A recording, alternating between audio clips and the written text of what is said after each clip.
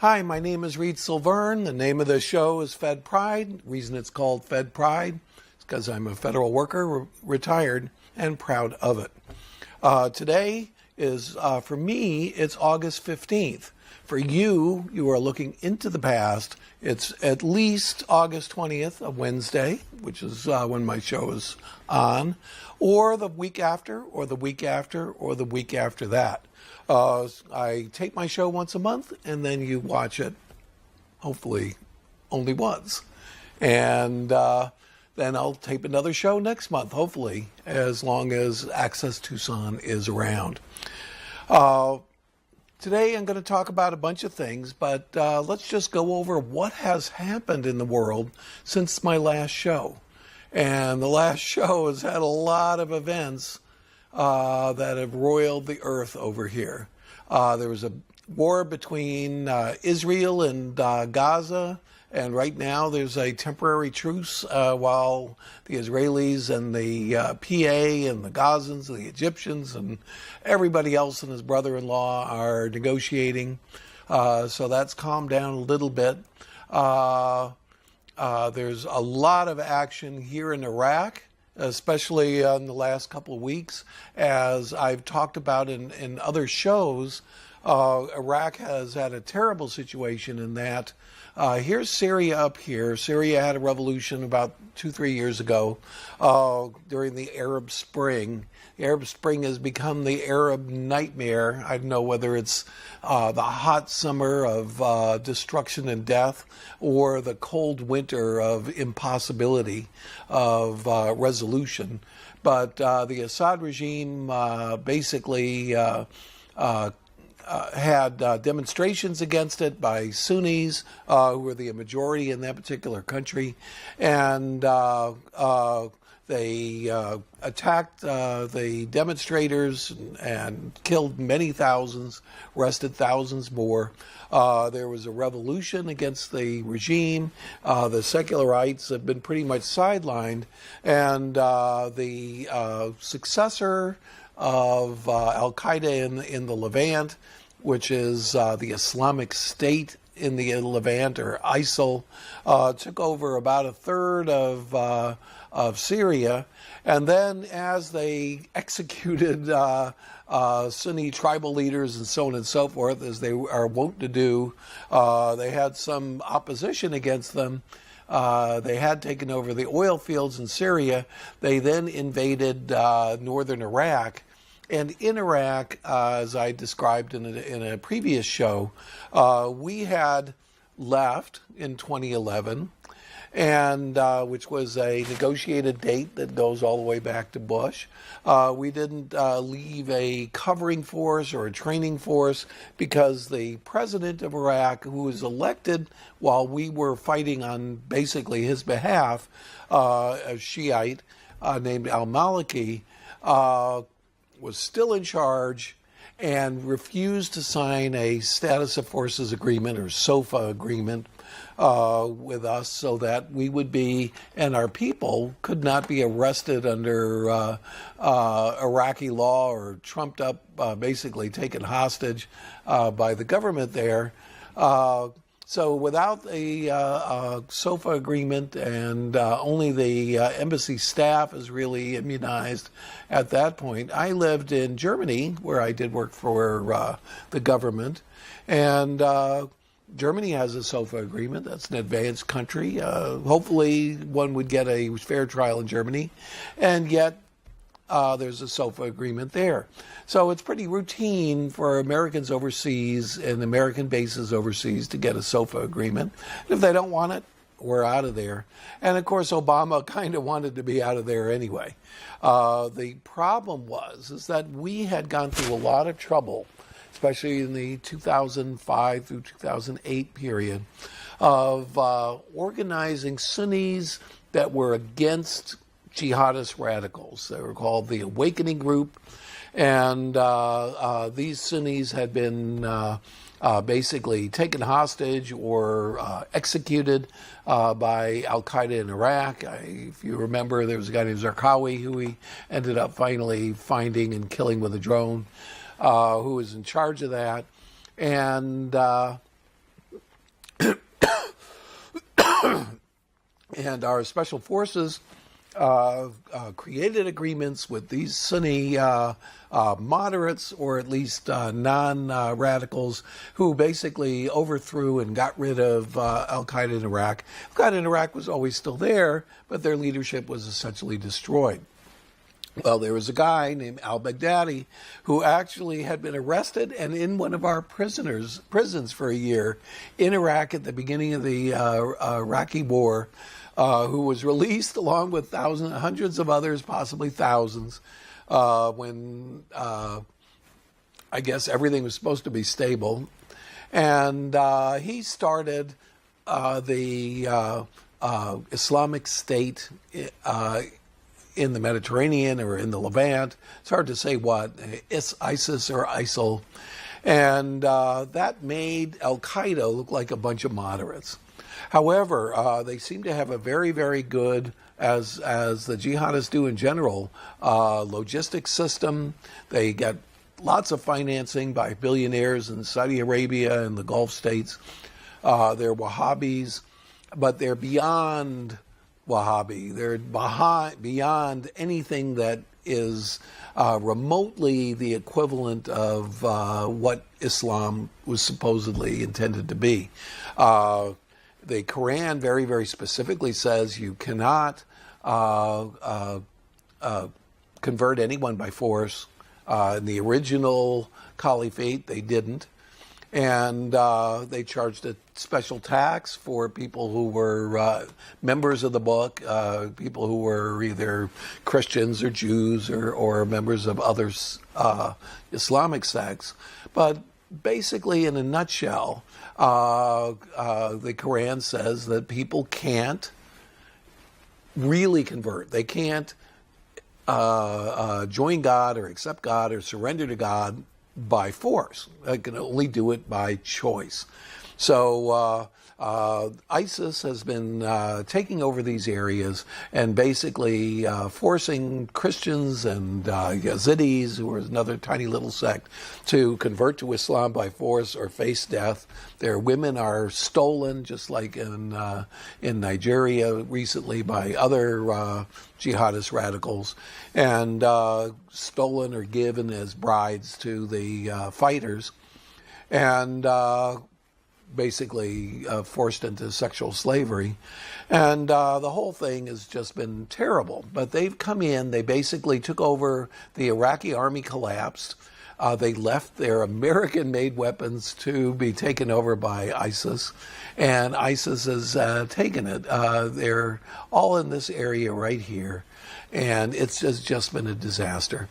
So the latest is that they started to attack the Peshmerga, which is the militia of the Iraqi Kurds, who are right over here, kind of east and north of Iraq. And they have had a situation where they've literally had 1 million refugees fleeing, all the Shiites, all the Christians, and all the Yazidis that could get away, Turkomans, whatever, from this extremist radical group. And they've been hiding in the Sinjar Mountains and the Kurdish area, and the Yazidis just now had to be rescued.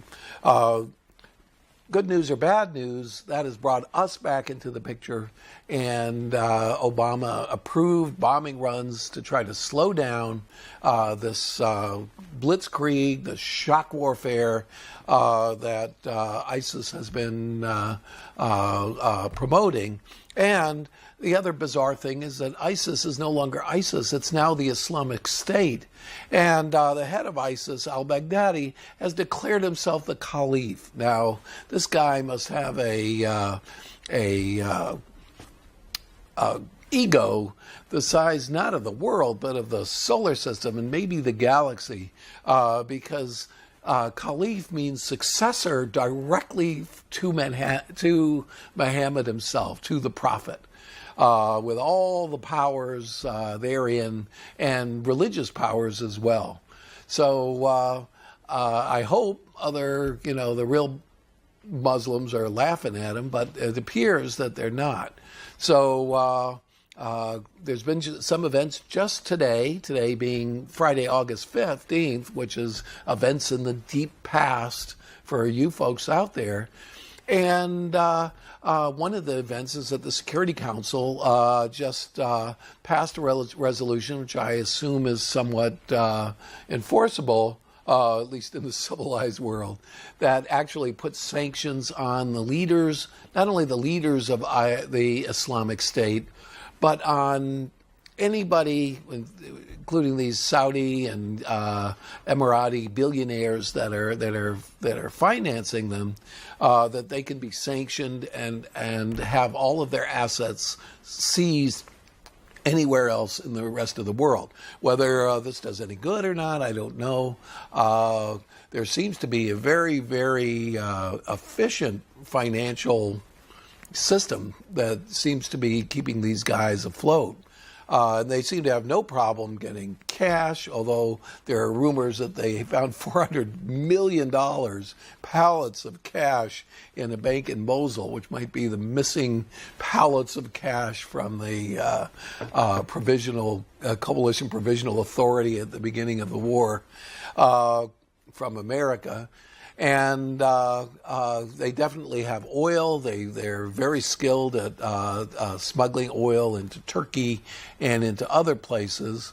And they now, he's just got elected president, but he was the prime minister of Turkey. Erdogan does not seem to be as against these guys as he ought to be, or to understand that his supposedly moderate Islamic Party in Turkey could easily end up with radicals over there too that could do just about anything. So things are just coming together and coming to a head. And what we were trying to do, we didn't want to be, the United States, and Obama said this, didn't want to be the Iraqi Air Force, really the Shiite Air Force, al-Maliki's Air Force. Because al-Maliki basically arrested some of the leaders of the moderate Sunni parties, wouldn't share revenues with the Sunnis, and put Shiite troops in the Sunni areas. And as a result, really destroyed the whole awakening movement, which came to the conclusion that they'd been betrayed, and caused the Sunni tribesmen to join the Islamic State in Baghdadi. He's been replaced by a new prime minister named al-Abadi. I don't know too much about him, but he's from the same Dawa party, which is a Shiite party that's supported by Iran. That's what we left as the democratic government of Iraq. So this whole war in Iraq not only destroyed any stability there, it brought democracy in the sense that the majority party are not very pro-American, which is not too surprising considering that it's in the heartland of the Middle East, where the Caliphate lived for 1,000 years. So basically, that's what's happening over there. So al-Maliki said he would not step down. He's been replaced by another member of his own party. Now, anybody who knows anything about parliamentary systems in England, there was a guy named John Major, and he was replaced as head of the Conservative Party by another conservative whose name escapes me at this moment.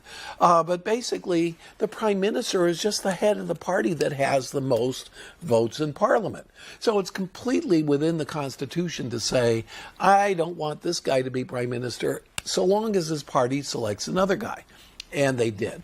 So today, for me, Friday, August 15th, al-Maliki just said that he was going to step aside.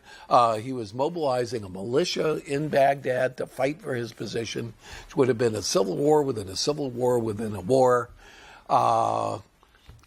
with a few Americans in the middle of it, and lots of Kurds and Yazidis and who knows what else. So this has been a complete mess, and it's been a complete mess ever since we went in there in 2003. But hopefully, first we can stabilize the front with the Peshmerga and the Kurds, so that they don't get overrun, and maybe can take some of the territory back because they're closest to the ISIS people. Maybe take out some leaders, or at least take out the arms that they've gotten that were left to them by the Iraqi army that we had stood up and that we had given arms to. And then maybe eventually some of the Sunni tribes will realize that they're next, that there's only so many Shiites in the Sunni area, and Yazidis and Christians and everything else, and that they're going to be turning on the tribesmen as they did in Syria as well. So we can only hope. We don't know what's going to happen. And then I've been talking about the Ukraine. The Ukraine is going wild too. And there's the Ukraine over here. Here's Russia. The Ukraine is just on the edge of victory. The pro-Russians, who are really members of the FSB, which is the Russian Secret Service, successors to the KGB, and the GRU, which was actually still in existence and was existence in the Soviet Union, which is the military intelligence, which seems to be running the show, sent out basically agents to take over all of the cities and town centers in the Donetsk and Luhansk regions in this part of the Ukraine.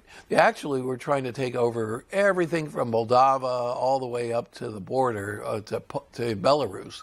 But that didn't work out because they couldn't take over Kharkiv, which is the biggest city over here.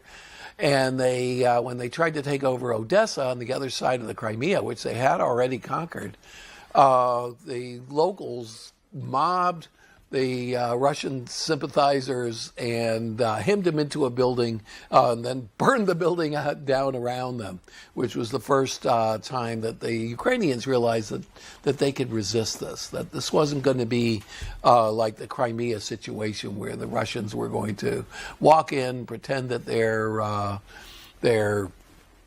not Russian soldiers, and then take over, have a referendum, and so on and so forth. But in Donetsk, they did have a referendum. But in this case, the Ukrainians had elected a new leader who was an oligarch. They owned all the chocolate factories and candy factories in the Ukraine, named Poroshenko, Petro Poroshenko. And he just mobilized the army and just started crushing the Russian rebels, even though the Russian rebels had a battalion from Moscow of radical